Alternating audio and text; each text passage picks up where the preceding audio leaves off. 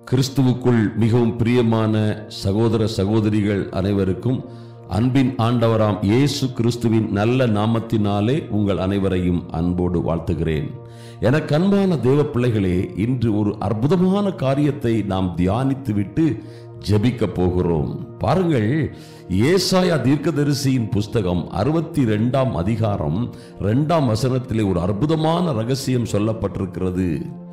ஐயா, ஜாதிகள் உன் நீதியையும் சகல ராஜாக்களும் உன் மகிமையையும் காண்பார்கள்.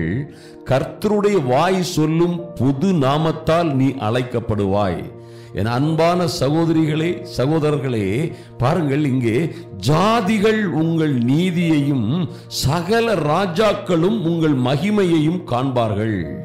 எப்போ ஜாதிகள், ஐயா, ஜனங்கள் உங்க நீதியை காண்கிறார்களோ, உங்க நீதியை, உங்களிலே வெளிப்படுகிற ஆவியின் கனிகளை, உங்க நல்ல குணங்களை, உங்க ரட்சிப்பினால் வருகிற நீதியின் கனிகளை உங்களிலே ஜாதிகளும் ஜனங்களும் எப்பொழுது காண்கிறார்களோ அப்பொழுதே சகல ராஜாக்களும் மேன்மக்களும் மகிமையானவர்களும் உங்கள் மேல் இருக்கிற மகிமையை காண்பார்கள்.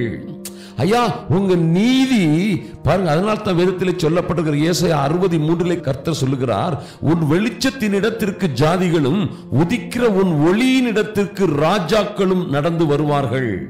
பாருங்க, எத்தனை ஒரு அற்புதமான காரியம் பாருங்கள் அருமையான தேவ பிள்ளைகளே. உங்கள் வெளிச்சத்தின் இடத்திற்கு ஜாதிகள், ஐயா, உங்கள்கிட்ட இருக்கக்கூடிய அந்த நல்ல குணம், கர்த்தருடைய ஆவியானவரின் அபிஷேகம், அந்த மகிமை உங்களிலே காணப்படும் பொழுது அதை நோக்கி ஜாதிகள் வருவார்கள். உதிக்கிற உங்கள் ஒளியின் இடத்திற்கு ராஜாக்களும் நடந்து வருவார்கள். அப்ப உங்கள்கிட்ட இருக்கக்கூடிய நல்ல குணங்கள், நல்ல ஆக்டிவிட்டிஸ், உங்கள்கிட்ட இருக்கக்கூடிய ஆவியின் கனிகள், ஐயா, உங்கள்கிட்ட இருக்கக்கூடிய மேன்மையான நல்ல நடவடிக்கைகள் காணப்படும் பொழுது உங்களை நோக்கி ராஜாக்கள் நடந்து வருவார்கள். அந்த உங்க வெளிச்சத்தின் இடத்திற்கு ஜாதிகள் வருவார்கள். பாருங்க, எத்தனை அருமையான காரியம் பாருங்க. ஜாதிகள் உங்கள் நீதியையும், ஐயா, உங்க நீதியை ஜனங்கள் கண்டாங்கன்னா உங்களை நோக்கி யார் வருவா? சகல ராஜாக்களும் வருவார்கள். அவர்கள் ராஜாக்கள்னா ராஜாக்கள் மாத்திரமல்ல, மேன்மக்கள், நீங்க பெருமையாய் மேன்மையாய் எண்ணிக்கொண்டிருக்கிற ஜனங்கள் உங்களை நோக்கி வருவார்கள். உங்கள் குடும்பத்தை, உங்கள் பிள்ளைகளை நோக்கி வருவார்கள். கர்த்தருடைய வாய் சொல்லும் புது நாமத்தால் நீங்கள் அழைக்கப்படுவீர்கள். அதான் கர்த்தர் பாருங்க, உங்க நம்ம மேல வைராக்கியமா இருக்கிறாரு. ஏசாயா 62:1 சொல்லுகிறார், சீயோனின் நிமித்தமும் எருசலேமின் நிமித்தமும் நான் மௌனமாய் இராமலும். ஆண்டவர் உங்க நிமித்தமும் என் நிமித்தமும் உங்க சபையின் நிமித்தமும் உங்க குடும்பத்தின் நிமித்தமும் நான் மௌனமாய் இராமலும், என் பிள்ளைகளுடைய நீதி அதன் நீதி பிரகாசத்தை போலவும் அவர்களுடைய ரட்சிப்பு எரிகிற தீவட்டியை போலவும் வெளிப்படும் மட்டும் அமராமலும் இருப்பேன் அப்படிங்கிறார். எத்தனை வைராக்கியம் பாருங்க, கர்த்தருக்கு இருக்கிற வைராக்கியத்தை பாருங்க. என்ன ஆகணும் உங்களுக்கு? உங்களுடைய நீதி பிரகாசத்தை போலவும், ஐயா, உங்க ரட்சிப்பு எரிகிற தீவட்டியை போலவும் வெளிப்படும் மட்டும் அமராமலும் இருப்பேன்.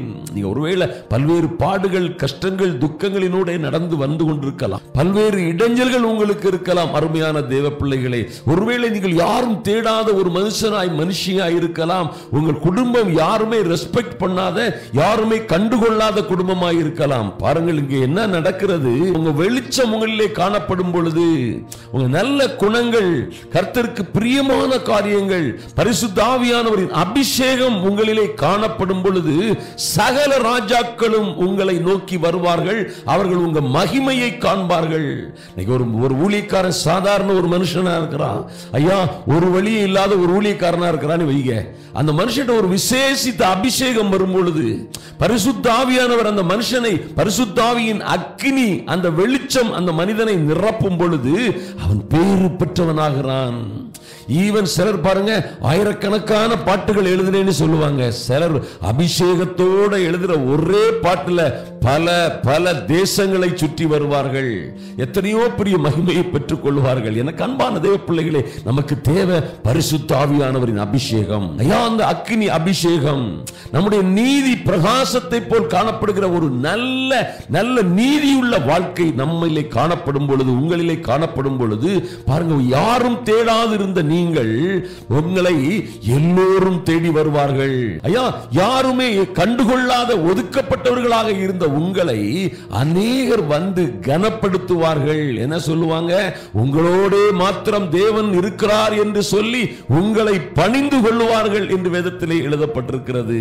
அப்ப அருமையான தேவ பிள்ளைகளே, எப்ப நம்மட்ட அந்த நீதி வெளிப்படும் பொழுது, ஐயா அந்த வெளிச்சம் காணப்படும் பொழுது, உங்களிலே அந்த பரிசுத்த ஆவியானவரின் அபிஷேகம் காணப்படும் பொழுது, அந்த கனிகள், ஆவியின் கனிகள் காணப்படும் பொழுது, நீங்க என்ன செய்வீங்க? நீங்க ஒரு மேன் மக்களை போல, உங்கள் ரட்சிப்பு எரிகிற தீவட்டியை போலவும், உங்க நீதி பிரகாசத்தை போலவும் வெளிப்படும். உங்களை நோக்கி உங்களை விரோதித்தவர்கள் கடந்து வருவார்கள். உங்களை கனவீனம் பண்ணினவர்கள் கனம் பண்ணுவார்கள். உங்களை ஒடுக்கினவர்களின் பிள்ளைகளும் வந்து உங்கள் பாதப்படியிலே உங்களை பணிந்து கொள்ளுவார்கள். ஆண்டவர் கொடுத்த அற்புதமான வாக்குத்தத்தங்கள்லாம் அப்பதான் உங்களுக்கு என்ன செய்யும்? நிறைவேறும். இந்த வெளிச்சத்துல, இந்த அக்கினியில இருக்கிற உங்களை எந்த மந்திரவாதமும், எந்த பில்லி சூனியமும், எந்த இருளின் சக்தியும், மாந்திரீகமும், எந்த அந்தகார வல்லமையும் உங்க வெளிச்சத்தினிடம் வர முடியாது. எத்தனை பேர் இதை நம்புறீங்க? ஹல்லேலூயா. இந்த மகிமையான வாழ்க்கைக்காக கர்த்தர் உங்களை அழைத்திருக்கிறார். உங்களை மேன்மைப்படுத்துவார், மகிமைப்படுத்துவார். நாம் இப்பொழுது ஜெபிப்போம். அருமையான தேவ பிள்ளைகளை, கண்களை மூடிக்கொள்ளுங்கள். தகப்பனே, உம்மை நோக்கி பார்க்கிறோம் சுவாமி. ஐயா, இந்த அதிகாலை வேளையிலே உங்க சமூகத்திலே வந்திருக்கிற அன்பின் ஆண்டவராம் இயேசு கிறிஸ்துவின் நாமத்தினாலே உங்கள் சமூகத்திலே வந்திருக்கிற என் அன்பு சகோதர சகோதரிகளுக்காக ஜெபிக்கிறேன் சுவாமி. ஐயா, இதோ இருள் பூமியையும் காரிருள் ஜனங்களையும் மூடும், ஆனாலும் உன் மீது கர்த்தர் உதிப்பார் என்று சொன்னது போல, ஐயா கர்த்தருடைய மகிமை அருமையான இந்த சகோதர சகோதரிகள், அவருடைய குடும்பம், பிள்ளைகள் மீது உதிக்கும்படியாய் ஜெபிக்கிறேன். ஒரு விசேஷித்த அக்கினி அபிஷேகம், ஐயா ஒரு விசேஷித்த பரிசுத்த ஆவியானவரின் வல்லமையான மகிமையான அபிஷேகம் என் அன்பு சகோதரிகள் சகோதரர்கள் ஒவ்வொரு பேரையும் நிரப்பும்படியாய் ஜெபிக்கிறோம் சுவாமி. நன்றி செலுத்துகிறோம் சுவாமி. ஜாதிகளும் ஜனங்களும் ஐயா இவர்கள் நீதியை கண்டு சகல ராஜாக்களும் ஐயா இந்த அருமையான சகோதர சகோதரிகள் மேல் இருக்கிற உம்முடைய மகிமையை கண்டு உம்மை புகழத்தக்கதாக, உம்மை துதிக்கத்தக்கதாக, உம்மை ஆராதிக்கத்தக்கதாக கர்த்தர் இந்த பிள்ளைகளை மகிமைப்படுத்தும்படியாய் ஜெபிக்கிறோம் சுவாமி. இவர்கள் நீதி பிரகாசத்தை போல வெளிப்படட்டும் சுவாமி. அதற்காக என் தேவனாகிய கர்த்தர் ஒரு புது எண்ணெயின் அபிஷேகத்தை இந்த பிள்ளைகள் மீது ஊற்றும்படியாய் ஜெபிக்கிறோம். ஐயா இவர்கள் மீது இருக்கிற எந்த இருளும் ஆதிக்கம் செலுத்தாதபடி, எந்த அந்தகார சக்திகளும் இவர்கள் மீது, இவர்கள் குடும்பத்தின் மீது ஆதிக்கம் செலுத்தாதபடி, இவர்களுடைய ரட்சிப்பு எரிகிற தீவட்டியை போல பிரகாசிக்கட்டும். நீதி பிரகாசத்தை போல் எழும்பட்டும் சுவாமி. ஐயா இவர்களுடைய வெளிச்சத்தின் இடத்திற்கு ஜாதிகள் கடந்து வரும்படியாய் ஜெபிக்கிறோம் சுவாமி. இவர்களை விரோதித்தவர்கள், இவர்களை ஏளனமாய் பேசினவர்கள், இவர்களை விட்டு காரணம் இல்லாமல் பிரிந்து போன யாராயிருந்தாலும் சரி, அது அவர்களுடைய கணவனாய் இருந்தாலும் சரி, ஐயா அவர்களுடைய பிள்ளைகளாய் இருந்தாலும் சரி, மனைவியாய் இருந்தாலும் சரி, யார் இவர்களை அற்பமாய் எண்ணி புறப்பட்டு சென்றார்களோ, என் தேவனாகிய கர்த்தர் இந்த பிள்ளைகளை மகிமைப்படுத்தி மேன்மைப்படுத்தி இவர்களுடைய வெளிச்சம் பிரகாசத்தை போல் காணப்படும் பொழுது அவர்கள் எல்லோரும் இவர்களை தேடி வருகிற அந்த அனுபவங்கள் உண்டாகட்டும். வாழ்க்கையிலே ஒரு நல்ல டிரான்ஸ்பர்மேஷன் உண்டாகட்டும் சுவாமி. என் தேவனே, இந்த பிள்ளைகள் மீது உங்க கிருபை இறங்கும்படியாய் ஜெபிக்கிறோம் சுவாமி. நன்றி செலுத்துகிறோம் அப்பா. இவர்களுக்கு இருக்கிற பாடுகள், துன்பங்கள், உபத்திரவங்கள் எல்லாவற்றையும் என் தேவனாகிய கர்த்தர் நீக்கி போடும்படியாய் ஜெபிக்கிறோம். எல்லா துன்பங்கள், துயரங்கள் எல்லாவற்றையும் மாற்றி போடும்படியாய் ஜெபிக்கிறோம் சுவாமி. குடும்பத்திலே ஒரு மாற்றம் உண்டாகட்டும் ஐயா. குடும்பத்திலே தேவ மகிமை காணப்படட்டும் சுவாமி. இருளின் ஆதிக்கங்கள் எல்லாம் மாறி போகட்டும் என் இயேசுவின் நாமத்தினாலே. என் தேவனாகிய கர்த்தர் ஓ லார்ட், இந்த ஜெப வேளையிலே, இந்த அதிகாலை ஜெப வேளையிலே வந்து தரித்திருக்கிற ஒவ்வொரு சகோதர சகோதரிகள் மீதும் ஐயா இவர்கள் பிள்ளைகள் மீதும் ஒரு தெய்வீக அனுக்கிரகம் உண்டாகும்படியாய் ஜெபிக்கிறோம். ஒரு வெளிச்சம் உண்டாகட்டும் சுவாமி.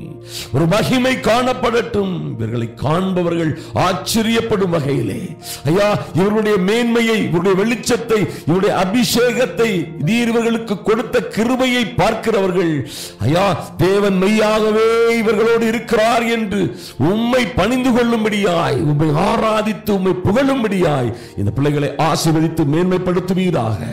உங்க கிருபை கூட இருக்கட்டும். கர்த்தர் தாமே அருமையான சகோதரிகள் சகோதரர்கள் இவருடைய பிள்ளைகள் ஒவ்வொரு பேரையும் ஆசீர்வதித்து பெருகச் செய்வீராக. மேன்மைப்படுத்துவீராக, கனப்படுத்துவீராக. அன்பின் ஆண்டவராம் இயேசு கிறிஸ்துவின் நல்ல நாமத்தினாலே ஜெபிக்கிறோம் எங்கள் அன்பின் பிதாவே. ஆமேன், ஆமேன். ஹல்லேலூயா.